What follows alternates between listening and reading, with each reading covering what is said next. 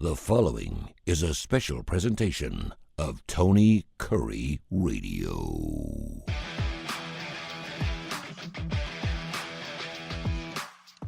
Welcome back to TKR and Tony Kurre and Keefer. This is the Keefer and Kurre show. I just got the opportunity to hear first run stuff of Need to Know, which I absolutely loved. And we're doing this show here on January 20th, a very special day because not only is it MLK Jr. Day, obviously we're celebrating that day. It is also Inauguration Day. And by the way there, Kip, it is National Disc Jockey Day. Oh! How about that, baby? We need to be lauded too. That's right. I like that. Put us on the platform. Can I make a speech? Oh, I just made one. I'm sorry. We hit the trifecta, brother. It was great. I got to tell you something. I'm not a big political person. I realize that, a president's usually in there for 4 years, sometimes 8. There's not a lot you can get done with one person. Obviously, you need a lot of help with the House of Representatives and the Senate. You need votes to go your way. Just because a guy comes in and says, I'm going to change everything doesn't mean it's going to happen. You see that a lot in business, where a guy will walk into a business and because it's so large, it's so big, he wants to make sudden changes. And it's just really difficult to do that because particularly in a non-for-profit where you have a board of directors that are like, no, we're not doing that, particularly if you're a company that is stock driven. But I'm a very faithful, I'm an optimistic person. You know that. I'm an optimistic person, very much so. And I'm a very hopeful person. And so I really get my rocks off on seeing and hearing what I saw today and heard today. I thought Amy Klobuchar, I thought the way she spoke at the beginning was fantastic. She did great. I think she was. It shocked me. I think she was fantastic. I was shocked too. I've heard her speak before. I thought it was right down the middle of the road, and so I thought it was perfect for her to open up. The invocation was unbelievable. I thought Reverend Graham was super at the end. Great. I loved what you said on Need to Know about, this is faith is coming back. People are talking about, churches aren't doing well and no one's going to church anymore and everyone's non-denominational. I will tell you right now that if you take every fan that went to every college football game this year, every fan that went to every college football game this year and put them in a room, it wouldn't be as many as how many people go to church on one Sunday. Oh, yeah, absolutely. So think about that. Think about how many people go to church on Sundays and think about how many people, and that's in college football, ain't going away, and that's a beautiful thing. We love that. The national championship going on later on tonight. I thought Melania was just knockdown, drag out, as classy and as beautiful as ever, and I'm so glad that everyone was wrong 6 years ago, 4 years ago, when everyone said once he left office, she was leaving him. If they're all falling apart, they don't have sex anymore. They very, blah, blah, blah. But everything from him missing the kiss when he walked in to the rotunda, I thought that was fantastic. I thought she just looked absolutely stunning and beautiful. I love the hat. I thought it was great. The Battle Hymn of Republic was fantastic. The Carrie Underwood thing I thought was super cool too because they couldn't figure out how to get the music and she just let it rip. I thought it was great. Yeah. Barron we just talked about that. Barron is 6'9". That dude is unbelievable. I mean, he was so much taller than now. Donald Trump is 6. They say he's 6'3". I think he's shrunk. I think he's got about 6'2", 6'1.5". But Barron's 8 inches taller than his old man. It's unbelievable. Him standing there was just astounding. It really was. It was fantastic. And a handsome kid too. Yeah, he is. He's a good-looking kid, and while you were doing your show, and he's still speaking here, and of course we're doing the show, we're recording the show. You can hear it. You'll hear it several hours after we record it. But President Trump was in the Emancipation Hall and went down, and first thing he said was, "I want to thank you for being younger and much more beautiful than the people I just spoke with." And everyone just started laughing and crying. It was super good. But no, it's just it's just a great day to be an American. I know there was a poll that Fox came out with. 46% of Americans said that they were really worried about Donald Trump being our next president. And they were really worried about the direction that this country was going to take. I am a Christian. I'm a Catholic. I believe in taking care of our brothers and sisters. I believe that we're all the same. We're all human. I know the United States needs to look after itself. I'm all about charity at home first. I get that. But I also know God works. And I know that when we do things for others, we're on this earth to do two things: to love God and to love one another. And it doesn't matter where you live or what you're doing. You have to love one another, and you have to repent. You have to be repentful through that. I mean, there's a lot of people. We're not perfect. There's only one of those. We make tons of mistake. Life is hard. and being president of the United States is hard. And you know, I have compassion and feeling for humanity. I know Joe Biden. I don't think Joe Biden's a bad person. I don't think he's a horrible human being. I think his ideologies are a little off. I think his wife is a saint. I think she's fantastic. And by the way, I think she's smoking hot too. I'd go out with Joe Biden like right now. She's like 76 years old. If Joe even knew I took her out for a night, I think she's striking to me. I need to go on like 70 plus dating apps or something, I guess. But I felt for him, and I felt for the administrations that put so much hard work into something like this. I can't imagine. I look at Donald Trump, and how old is he? 76? 78. He had a party last night.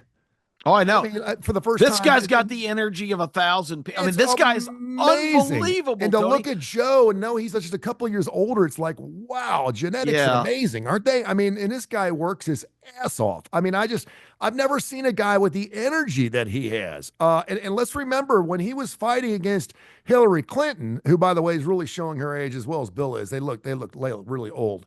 Yeah, they did. But what happened? She was winning that election, period. And what did she do? She stopped about 2 weeks prior to the election. If people remember, about 2 weeks prior to the election, I believe this is why Donald Trump won the first time. And if he had won the first time, I don't think he would have won. If he's not 45, he ain't 47. He had to win 45 to be 47. He had to be. If Donald Trump had not been the 45th president of the United States, this would not be happening today. The Democrats would still be in office. And so she laid back and kind of took some time off, and he went out and hit the streets. And I mean, he was everywhere, 24 hours a day. And if we have a president that works his ass off that much, then we can only have good things to happen. I just wanted to share the way I thought. We were recording about an hour and a half late today. Because I was mesmerized by it. I certainly wanted you to watch it because I knew you wanted to speak about it. But I just think it's a great day for Americans. If you're not a Donald Trump fan, it's a great time to pray. We talked a lot about prayer today, which I always think is welcome. I love the invocation, and I love what Reverend Graham said afterwards. But yeah, it's time to pray, man. Time to pray and hope that God will work through Donald Trump and get everything done that he wants to get done. And that's at the core of all this, Tony, because I mention it all the time on this show, on every opportunity I get to do terrestrial radio or some of these national podcast shows that I've been asked to fill in. I really, and I thanked you today a couple of times because to have a platform on a day like this, because I had nothing else scheduled except for this opportunity, but just to have the privilege to be able to express my thoughts today is such a valuable outlet for me, because this is something I am American politics, American presidency. I think I've said before on the show, as a kid, I was a little different. I remember we got the Compton's encyclopedias. They came in a bunch of boxes. Somebody came, knocked on the door, convinced my parents that for my edification and education, I had to have these.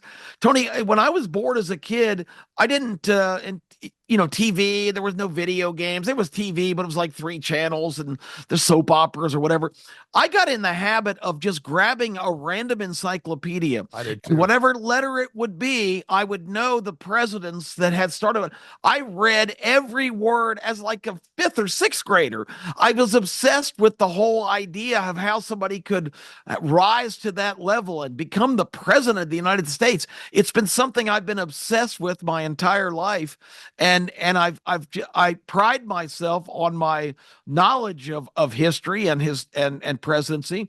I heard somebody say early on in this election process that Donald Trump's trying to do something that's impossible, to become a president that doesn't serve in succeeding terms.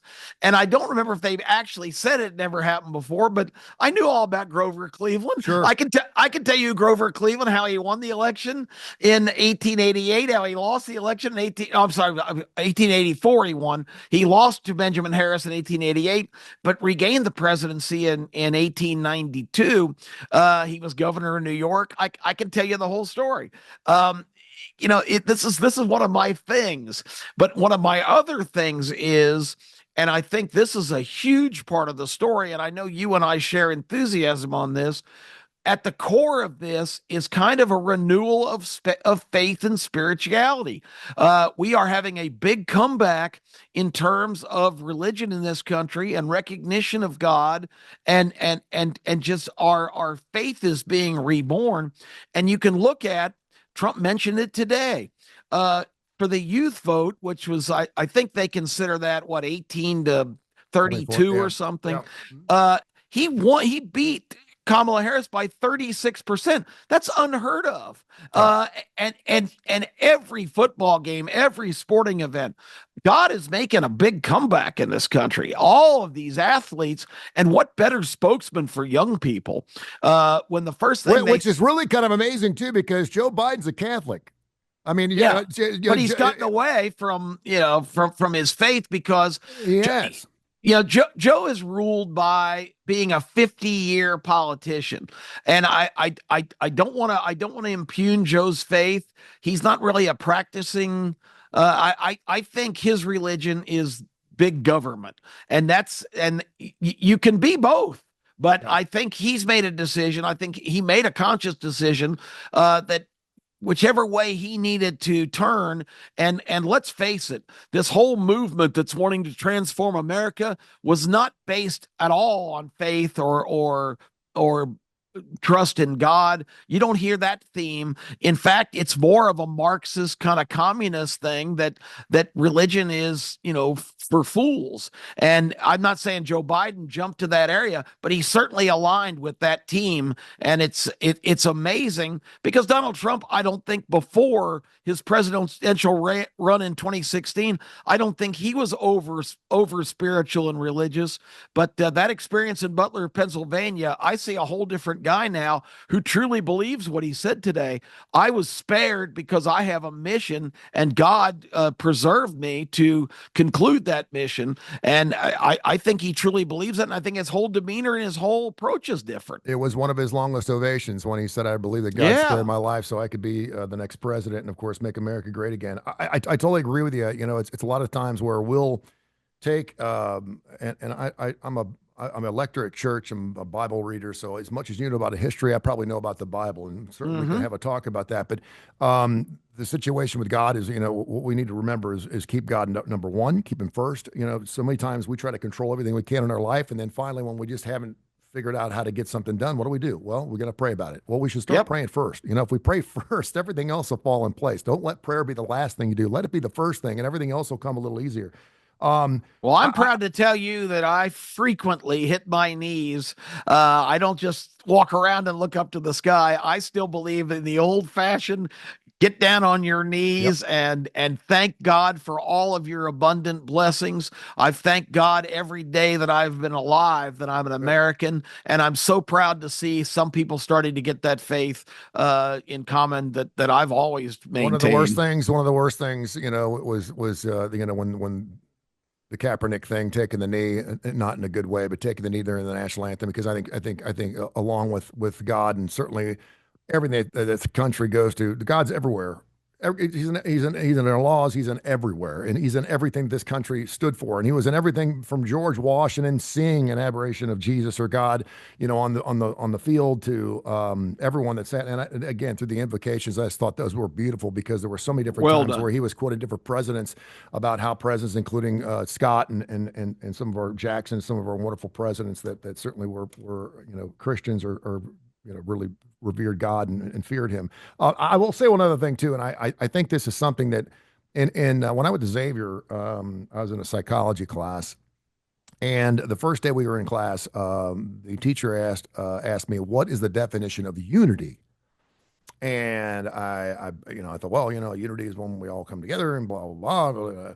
And he said, well, we're going to spend the next 3 months on defining what unity means.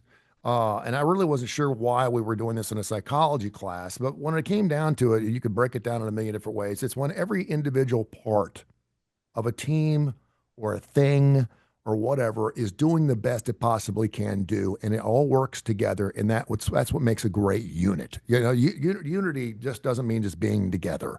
We're not having unity today. We're good friends. We know how to do radio, and we're talking, and so we are a great unit. So it's really hard to be great, because if there's just a couple pieces that aren't doing their job, then all of a sudden you don't have good unity. You don't have people, respecting each other, looking at each other. And we got to be careful in this country. And you talk about what a great country. We're spoiled. We are fucking spoiled. We are babies. As we We were are designed to be. we, Yeah. we are 2 years old as a country. We are big babies. We don't want to be told what to do. We're not responsible. We're undisciplined. Mhm. If there's a jar of cookies in the middle of the floor, we'll eat every damn one of them, and then want somebody to take care of our diet for us. We'll pay for anything. We don't want to go to the gym. We just want Wegovy. I mean, we are fucking spoiled. We are. And I know that. I know a lot of people do, and I'm not perfect. I certainly like to enjoy a 44-ounce gulp at Circle K once in a while, knowing it's not the best thing for my health. Okay, right? You go to any doctor's office, and you'll see 30 people in there, and 29 of them are morbidly obese, like 40 or 50 pounds. They wonder why they don't feel well. We got to be more disciplined as a country. We got to be more faithful as a country. We have to pray more as a country, and we have to do our part as a country. I think one of the things we're kind of forgetting, the one thing I think Donald Trump, I really love what he's doing, is he's given the power back to the states. He did that with the abortion thing. He's like, I'm not getting in the middle of this abortion crap. I'm letting it up to the states. And if you don't like it in Idaho, then move to fucking Ohio. You don't like it in Ohio, move to Florida. Oh, I can't be. Well, then fine. They don't have children. I mean, I don't know what to tell you. But I mean, I like the fact that we have our states, and that is what unity is to me. We have 50 of these bad boys. We're all trying to do a good job. Not every one of them's perfect, but we're all trying to do a good job, and that's what makes the United States of America great. And we need to do a better job. It trickles all the way down to our governors, to our mayors, to our city councilmen, to our school teachers, and to our parents and to our children. And we all have to do a better job at remembering what Donald Trump was talking about, being number one, but also looking after each other and certainly loving one another to make us a better country. Yeah, we got to get back to the concept of public service instead of self-service. And self-service is fine. This is a country that you can go as far as your talents and your luck and your opportunities can take you. There's nothing wrong with that. It's a free enterprise. It's capitalist. It gives you unlimited boundaries to aspire for. And anybody who thinks that's wrong or evil, what's the alternative? You look at these other countries where you have no hope in your entire life. You are put in a box where you're going to do what you're told. This is our rules. This is our regulations. The elitists that know best, and that's what they were trying to create in America, which was never going to work, Tony. Because at the end of the day, every American was going to say, just based on the reasons that you just listed, no, we have individual liberty and freedom in this country. We're going to draw the line. We're not going to be told what to do. That's why this obsession with having all of these people from all these oppressed corners of the world pour into here, who they assumed, and I say they, and I don't want to sound divisive, but there was an alternate movement in this country, which Barack Obama, when elected, actually came clean and said, we're transforming America here.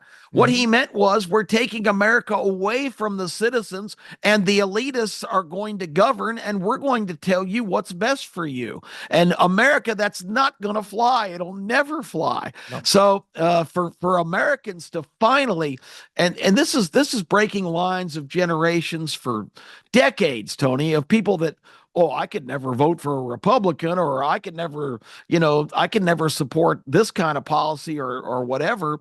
It's generational things handed down forever that, well, this family votes Democrat. And again, it's not the I know you guys have heard me say on Need to Know, 15,000 times. This is not Republican versus Democrat. This is way people say, well, it's all cyclical. It all comes back around. We're not in the same normal times that we've been before, because let me tell you what the big difference is. The last really existential crisis this country had was World War II. We had Franklin Delano Roosevelt in the White House, who was an extreme, progressive guy, leftist guy, on the far side of the scale for the Democrat Party. But Franklin Roosevelt had something that this generation of far leftist people didn't have. Franklin Roosevelt loved being an American. He loved everything America stood for. And Franklin Roosevelt, under his leadership, and again, he was as liberal a Democrat as you could possibly have. Franklin Roosevelt led us from uh, extinction, basically, because if the evil empire that was running over Europe at that time had prevailed, we were the next target. And the military might and all of the technology Germany was on the verge of developing, that would have been it for us. But Yep. Roosevelt did something extraordinary, Tony, and I'm going to pull some historical parallels here. He got Henry Ford. He got Warren Kaiser, who had built basically in under budget and in record time the Hoover Dam, which opened the entire western United States to being completely populated and brought up to standard. He took him and Chrysler, a competitor of Henry Ford's, and J.P. Morgan in New York. He took all these extraordinary guys who all had different agendas, who a lot of them hated each other, Yep. and he assembled them and said, "Look, we got to save our ass. You guys are the best and brightest." Pierre DuPont, who ran the chemical company, who may have been the most brilliant mind this country has ever produced.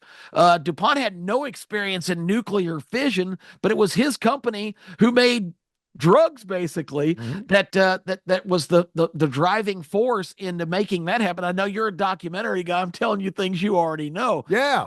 I mean, But J.P. Morgan, didn't he fund the United States for a while? Didn't they? Basically, Didn't yes. they say we need your help? And I mean, he was funding Because the United States. after World War I and the Depression, we were basically broke. Yeah. Morgan basically bankrolled the entire buildup. The whole thing. And you know what happened too? All of these competing industries worked together. Henry Ford basically introduced. We were the number 16 military in the world when World War II started. 16. We had just completely gotten away. We had no tanks, we had no ships, we had no ammunition. All these guys, Henry Ford taught all of these manufacturers the whole concept of assembly line, mass production. All the ships that we cranked out in just a couple of years that would have taken a decade to build. Henry Ford taught Kaiser the procedures of how they started staging all of these parts and just kind of assembly line putting together aircraft carriers. I mean, what our country accomplished in World War II was nothing short of phenomenal. Women had never worked. Women went to work. Women went to the factories. Women worked the double shifts. The men went and fought the war. Women stepped up. So many people stepped up. And now we're seeing what I think is the next version of that, where Donald Trump calls to arms all of these extraordinary achievers in so many areas, characterized by Elon Musk. There are people saying that's a bad thing. Why would we not want to call on the best, brightest, most successful, accomplished people to save our country and pull us out of this abyss that we've been in? We've got a $35 trillion deficit. The future of our kids are on the line here in our country, to say the least. So I'm seeing these parallels of history, and I couldn't be more optimistic. By all means, let's get everybody on shoulder to the wheel. That's how we're going to succeed, because that is our greatest strength. The Democrats have been saying diversity is our strength. It is, when all the diversity is on the same page. Yep. When you divide them, then diversity is our worst enemy. Yep. And Elon Musk giving old thumbs up when he said, "Let's plant a flag on Mars." I thought that was pretty funny. He's like, awesome. Hey, are you kidding me?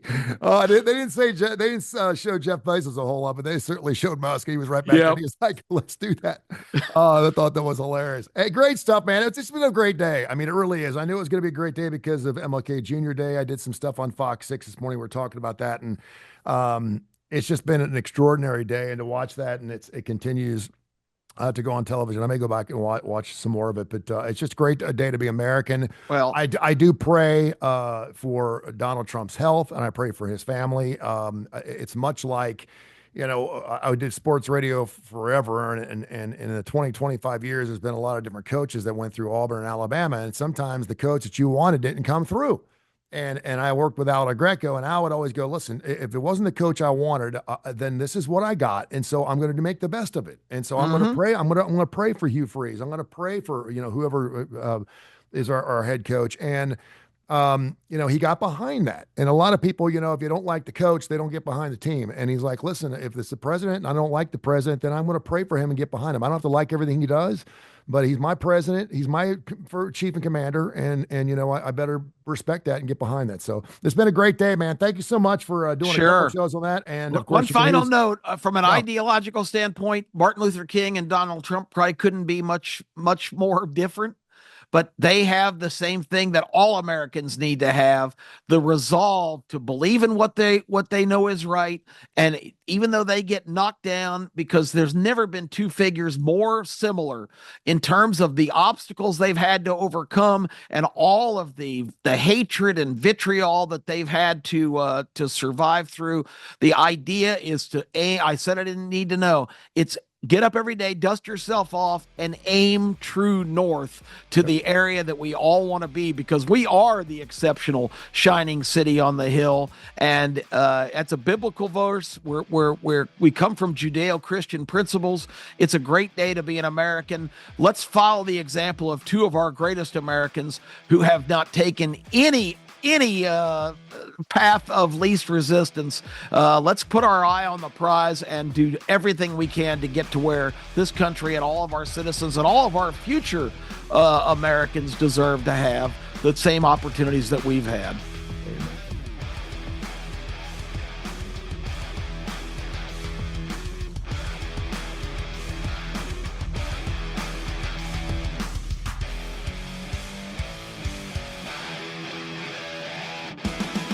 This has been a special presentation of Tony Kurre Radio.